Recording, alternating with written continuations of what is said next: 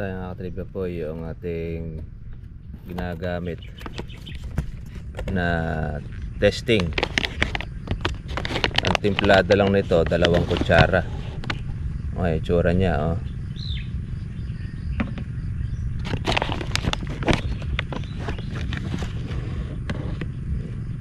Kaya napakatipid ng ating ginagamit na ito. Pag umokay, ma-probe, ayos.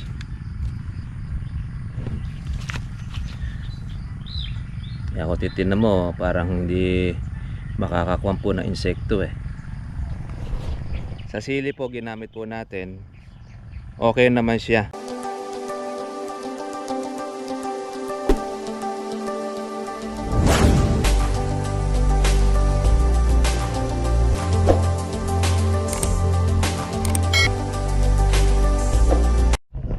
Magandang umaga po sa inyo mga katribya at welcome po sa aking YouTube channel. Maraming salamat po sa ating pong mga bagong subscriber. Ngayon po mga katribya po, alagaan na po tayo pong muli ng ating pong kalamansi. Mag-i-spray po tayo mga katribya po ng ating bagong lumalabas po na bulaklak. At susubukan po natin yung ating bio-insecticide, kung saan ito po mga katribya po ay organic. Kumbaga ito ay masasabi po natin hindi po siya synthetic, hindi siya chemical. Tetestingin po natin ito yung galing kay Sir Marvin.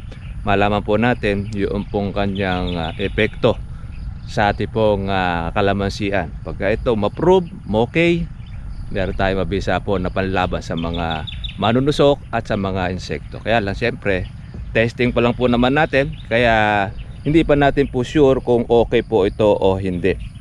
Ang epekto nito mga katribya ay para siyang magdudulot siya ng sakit doon sa mga insekto. Pag siya po ay dumapo o nakakagat nito, magkakasakit. Meron siya parang kumbaga unti-unti siyang mamamatay. Hindi siya biglang mamamatay, kundi bagkus yung kanyang itlog mapapatay rin niya noong ating bio insecticide. Kaya siyempre, para pa malaman po natin ang epekto nito, kailangan natin masubukan. Kaya sa pagsubok po natin, siyempre, sapalaran din tayo. Pagka umokay, di ayos. Pag hindi umokay, siyempre, sacrifice din yung ating kalamansi. Okay. So, ito na muna yung ating ginamit.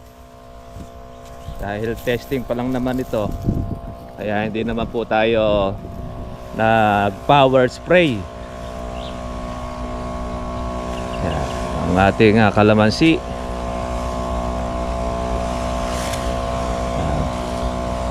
Marami rin po mga nagtuloy na buko nito kahit na hindi po natin siya ini-spray. Yung pong ating pang February and March, kahit sa kabila na marami siyang naging bunga, maraming buko din.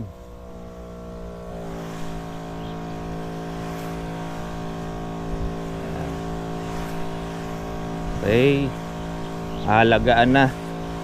Ayan, hindi talaga natin maiiwasan yung ating kalamansi ay dumilaw. Talagang ngayon mga katribya po ay bumaba na naman po uli ang presyo ng kalamansi natin. Naglibo na, maabot na naman uli po ng 600 to 700 ang presyo ng kalamansi.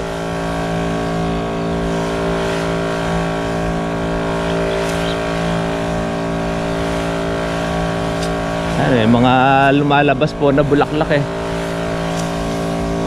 Sayang.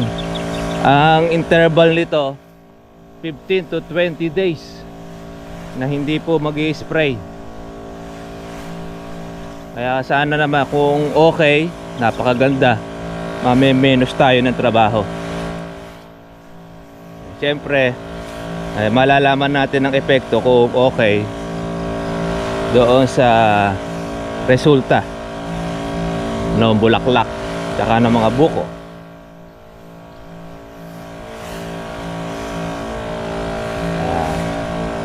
Kaya Aalaga tayo mga katribya. Aalagaan na uli ng ating kalamansi. Malungkot na balita dahil hindi po gaano tumaas ang kalamansi natin ngayon. December,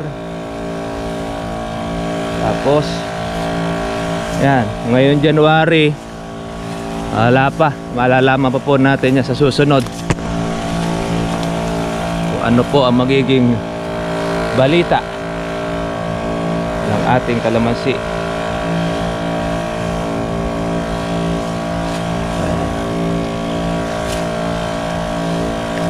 Alaga ng spray. Ito na yung ating tagal na rin natin itong hindi nalalagyan ng ating organic. Sa susunod natin lalagyan natin na.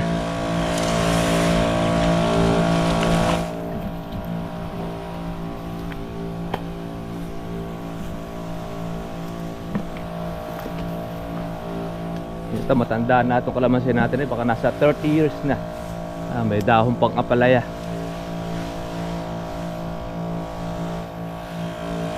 Marami rin pong mga bukong na lumusot yung ating pang March.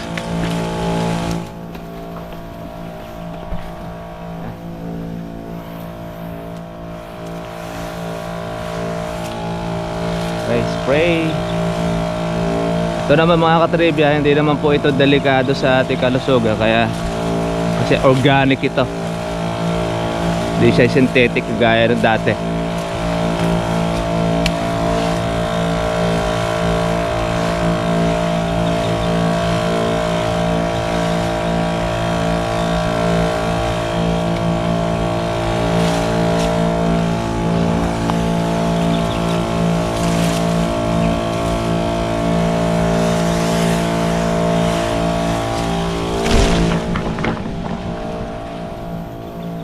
Ito, malabong na. Nasa 8 years na kasi ito mga katribya. Pero hindi po siya tumayog ng husto.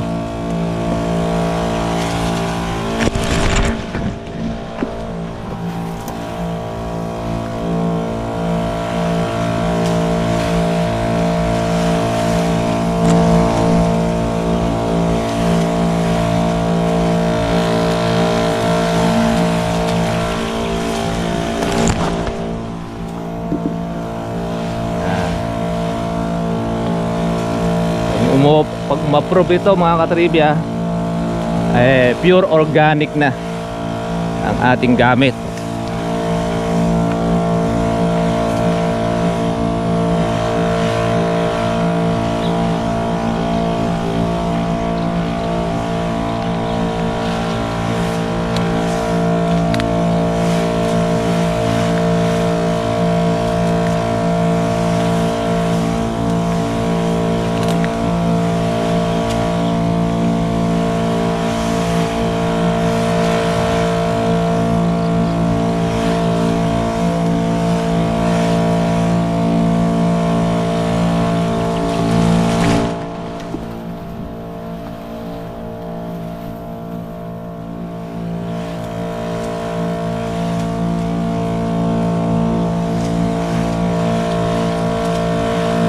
Ating papalis na lumilipad.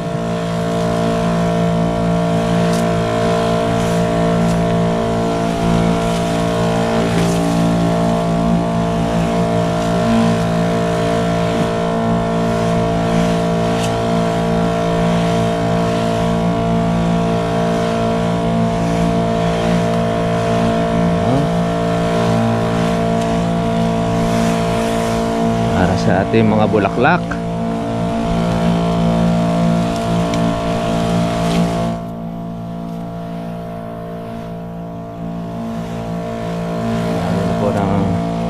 Hinog, tagal lang kapit.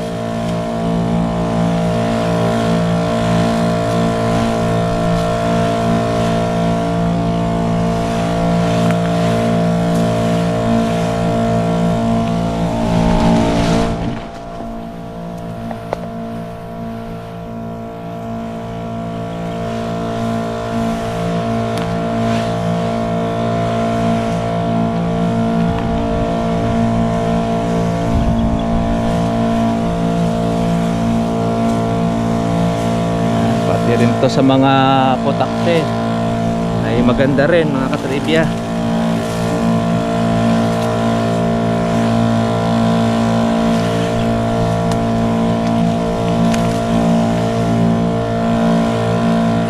Ay, dahil buko.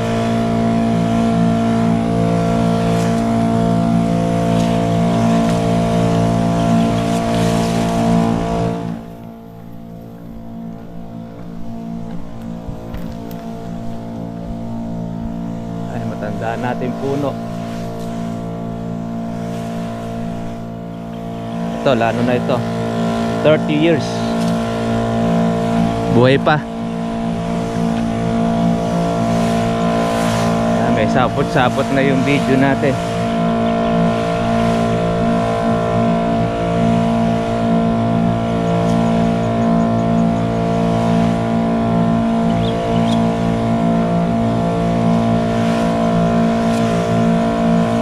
May mga buko maliliit.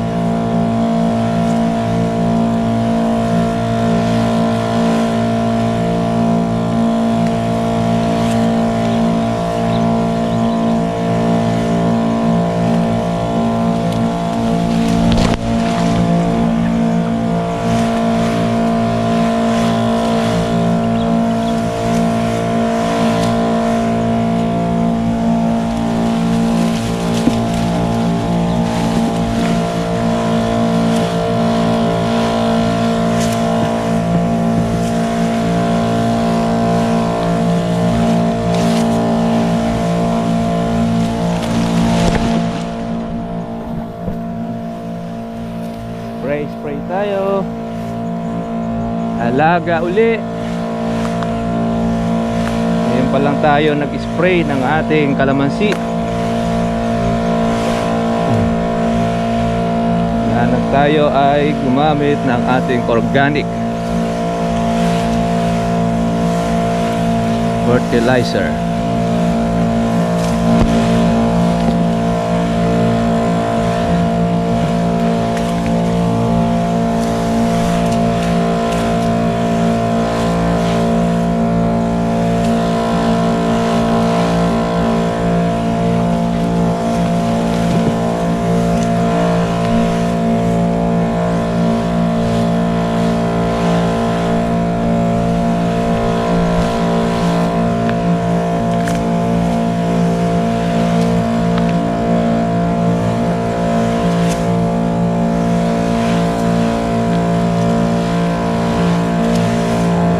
Natin ang epekto.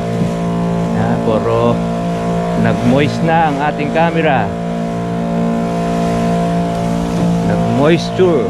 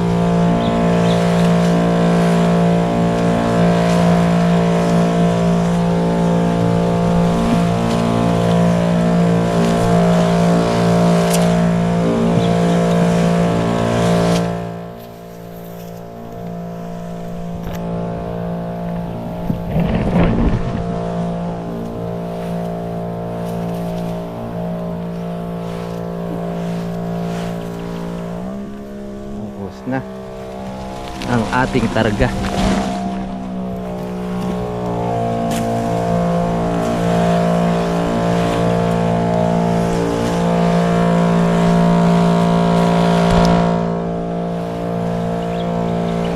Oops. karga.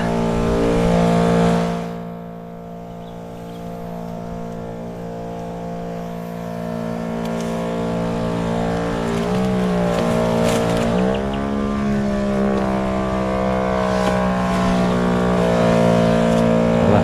Dahil mga paro-paron lumilipad. Yan yung mga naghahatid ng uod sa kalamansi.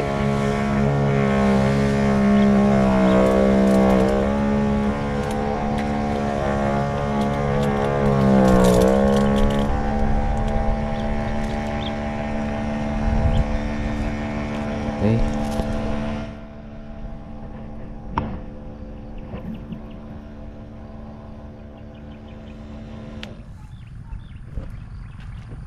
Okay, ubos na po mga katribya po yung ating unang karga ng ating bio-insecticide.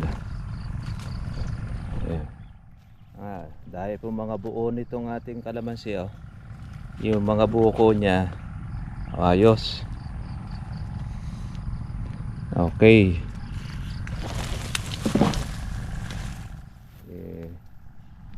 Pang-control din ito sa mga tusok-tusok. Kaya malalaman po natin ang epekto nito, kaya kailangan natin talaga ito ay ma-testing, kasi pagka hindi natin ito ma-testing, syempre hindi natin malalaman po ang epekto. Pero pag ito mga katribya po ay umapprove, umokay, napakalaki po ang may menos po natin sa mga gamot at pati na rin po sa mga insecticide na ginagamit natin sa pag-aalaga ng ating kalamansi. Karaniwan, yan po kasi ang number one na problema ng mga farmers kapag ka po tag-araw, yung pong tusok, kagat ng mga insekto. Kaya sa tag-araw ay talagang nagmamahal po ng husto ang presyo ng kalamansi dahil kokonti ang nakapagpapatuloy ng bunga. Ito naman po sa ating kapitbahay, may mga ilang mga buko, pero marami po ang sira.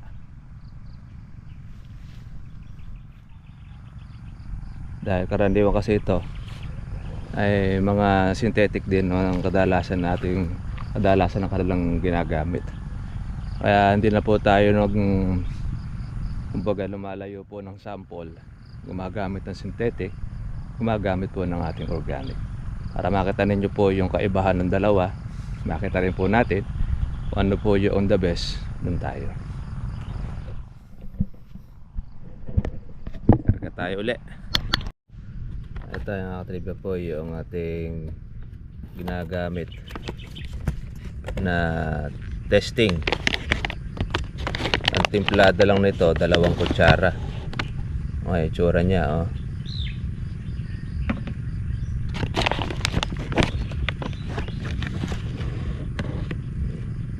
Kaya napakatipid ng ating ginagamit na ito. Pag umokay, ma-probe, ayos.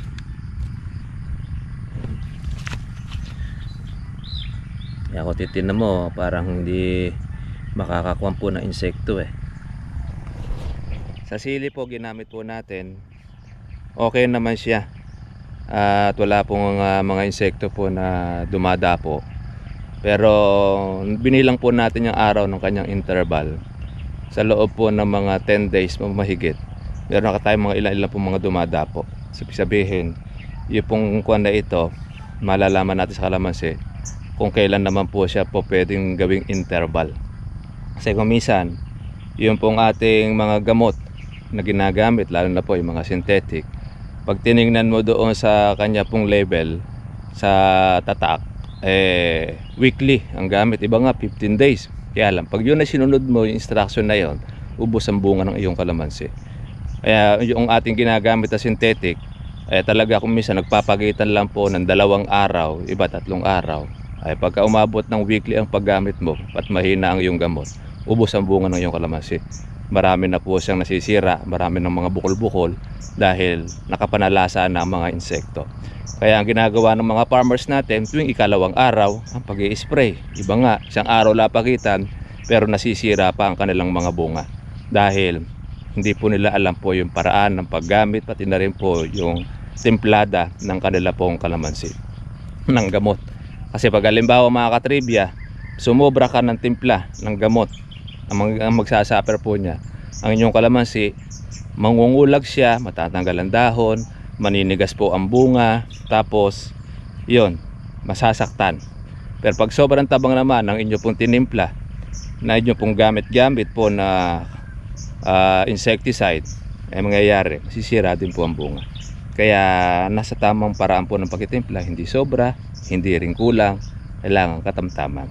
Diyan po ang buhay ng mga farmers pagka magpapabunga sa tag-araw, yung marunong magtimpla po ng gamot. Pag hindi marunong magtimpla ng gamot at kung ano-ano lang yung gamot na ginagamit, palpak ang magiging pag-aalaga. Pero tayo naman mga katribya, yan, lahat po ay ating sinusubukan kung saan tayo makakamenos, makakatipid po ang ating mga ka-farmers. Yun po ang ating pong gagawin. Pero ngayon, under observation pa lang po itong ating pong ginagamit, kaya hindi muna po tayo mga katribya po ano man po na babanggitin kung ano man po itong sample na ito. At malalaman na lang po natin ito yung resulta sa mga darating po na araw.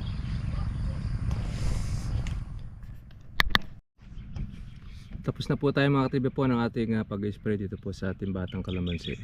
Dadako naman po tayo sa isa po nating lugar para po monitor at makita na po natin yung ating silihan. At magandang balita dahil nakaka-recover po yung ating pong sili after po noon tagbagyo tsaka naulanan, malipas po doon sa ating po mga lapnos. Kaya yun, tingnan muna natin mga katribya, tapos apply po tayo ulit po ng another po na pang fungus pagka po meron pa tayo mga nakikita pang lapnos o sakit. At medyo bumaba po mga tribya po yung ating sili, maabot na po ng 300. Talaga pong ganoon pagka po marami po nakaka-harvest at saka gumagaling na po yung mga lapnos at saka umaariba po yung mga bago, talagang bababa po ang presyo ng sili. Hindi naman po habang panahon ay mataas ang presyo po niya, pero importante meron kang mapipitas para nun meron kang pang maintenance doon sa iyong inaalagaan. At syempre makakasama rin natin po dyan mga tribya po yung ating panggastos. Paano mga tribya, God bless po sa inyong lahat. Kita po tayo po bukas para sa susunod po natin po vlog. Bye bye.